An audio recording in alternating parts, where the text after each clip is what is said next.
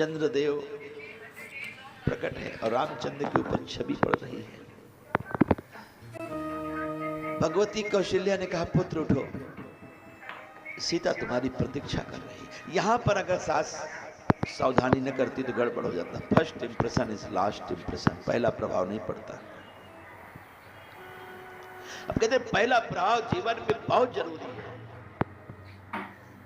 अब पहला प्रभाव सत्य का पड़ता है, पहला प्रभाव प्रेम का पड़ता है, पहला प्रभाव समर्पण का पड़ता है, अब पहला प्रभाव आनंद का पड़ता है।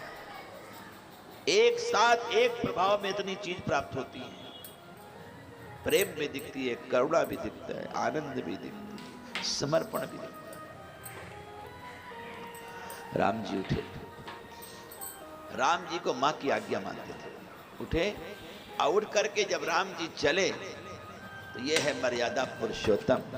जैसा कि हम प्रत्येक कथा में बोलते हैं और अपने यहां भी कहते हैं, किसी के भी कक्ष में जाओ तो आवाज लगा जाओ, ये मर्यादा है। घर में जाओ तो प्रतीक्षा करके जाओ कि दरवाजे तक कोई ना आवे, तब तक बार बार बेल ना बजाओ।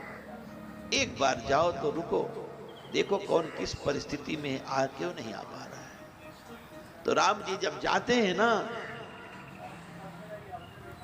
तो गुरुदेव को याद करते हैं कि आज गुरु की कृपा से बंधन मिला है, ये गुरु ही बंधन से मुक्ति दिलाते हैं। तो बंधन और मुक्ति के देने वाले गुरुदेव को याद करते हुए जाते हैं और वहीं पर पहुंच करके जोर से कहते हैं, बोलो सद्गुरुदेव भगवान की जय। जैसे पहले लोग खांस के जाते थे ना, इससे अच्छा है कि राधे राधे करो। पहले बुजुर्ग लोग खांसते थे अपने वृद्धावस्था को, कि हम बड़े हैं तुमसे, हमारे से पर्दा करना, हम अंदर प्रवेश कर रहे हैं।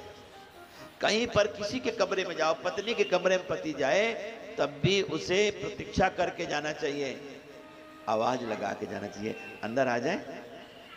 वो क्या सोच रही है, क्या चिंतन कर रही है, क्या उसकी भाव दशा है, उस दशा का तुमको वर्णन कैसे कर सकती है। वो हो सकता आपके ही चिंतन में डूबी है, तो आपका चिंतन का आनंद क्यों जाए उसका।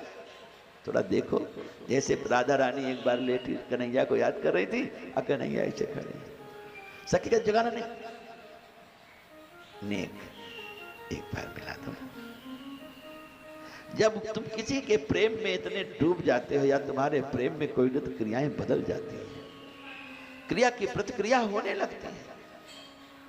कथा बताती है महाराज, भगवान राम गए, ठहर गए, सीता जी को मौका मिल गया आने का।